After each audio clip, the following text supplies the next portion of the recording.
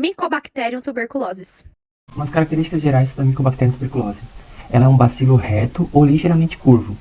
Elas são aeróbias estritas, portanto precisam de oxigênio para seu metabolismo. Elas são bacilos pleomórficos, não flagelados, elas não formam esporos, não produzem toxinas e não possuem cápsula. Elas têm um tamanho médio de 1 a 10 micrômetros de comprimento por 0,2 a 0,6 micrômetros de largura. Sua parede é constituída principalmente por ácidos micólicos, formando uma barreira hidrofóbica que confere resistência à dessecação, à descoloração por álcool e ácido e a diversos agentes químicos, como por exemplo o antibiótico. Ela se infecta e se prolifera no interior do macrófago e dificilmente elas podem ser curadas por métodos de Gram, mas são consideradas como gram-positivas pelas características das suas paredes celulares. Quanto à forma de transmissão, a tuberculose ela é uma doença de transmissão aérea e se instala a partir da inalação de aerossóis durante a fala, espirro ou tosse da pessoa com tuberculose ativa.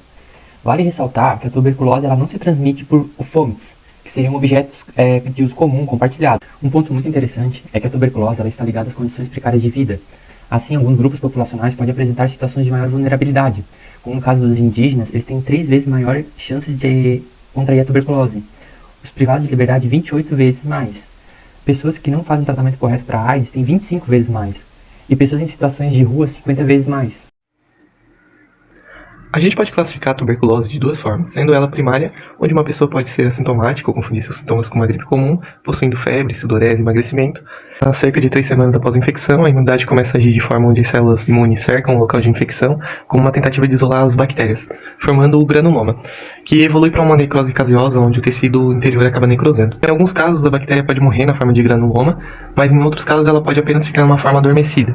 Se o sistema imunológico de uma pessoa ficar comprometido, como na AIDS ou no envelhecimento, ela pode ser reativando e se espalhar para lobos superiores do pulmão. Acredite-se que isso ocorra porque a oxigenação é maior. O corpo sinaliza com citocinas para combater as bactérias na tentativa de formar granulomas em necrose caseosa, só que dessa vez causa cavidades, o que permite que a bactéria se dissemine por outras partes do corpo. A pulmonar tem sintomas dependentes dos órgãos e os sistemas acometidos. As principais formas diagnosticadas de tuberculose extrapulmonar no Brasil são pleural ou epidema pleural tuberculoso. Características gerais da Mycobacterium tuberculosis. É imóvel, não esporulada, não encapsulada e aeróbica. Um bacilo álcool-ácido resistente. Tem tempo de geração de 14 a 20 horas. É resistente à dessecação, sensível ao calor e à radiação ultravioleta. E em seu estado de dormência sobrevivem sem se dividir. Características gerais da doença.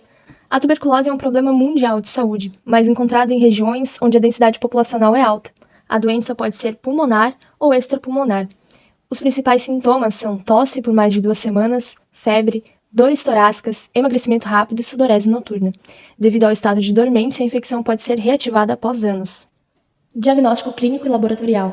Primeiramente, deve-se analisar sinais e sintomas e formular uma hipótese que será investigada. Coleta-se o material biológico para realizar as seguintes análises. Baciloscopia. Pelo método de Ziel-Nielsen, identifica a presença de bacilos. Entretanto, não confirma um patógeno como um bacilo de Koch. Cultura. O padrão ouro, mais sensível e específico. Porém, o resultado pode demorar até 8 semanas. Há também o raio-x de tórax, que demonstra lesão tuberculosa no pulmão. Vale lembrar que alguns exames complementares auxiliam o diagnóstico, entre eles o PCR e o método de ELISA.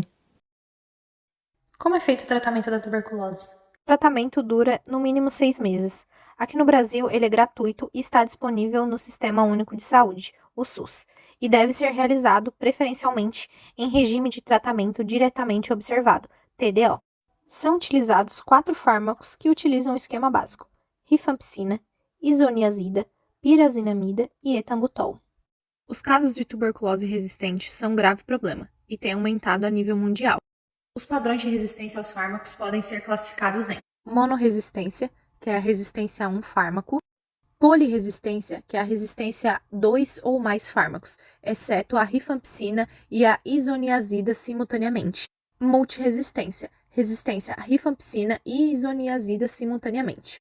E por último, a resistência extensiva, que é a resistência simultânea à rifampicina e isoniazida, a uma fluoroquinolona e a um injetável de segunda linha. Dos mecanismos conhecidos pelos quais se dá a resistência bacteriana, a Mycobacteria tuberculosis adquire resistência aos fármacos somente por mutação.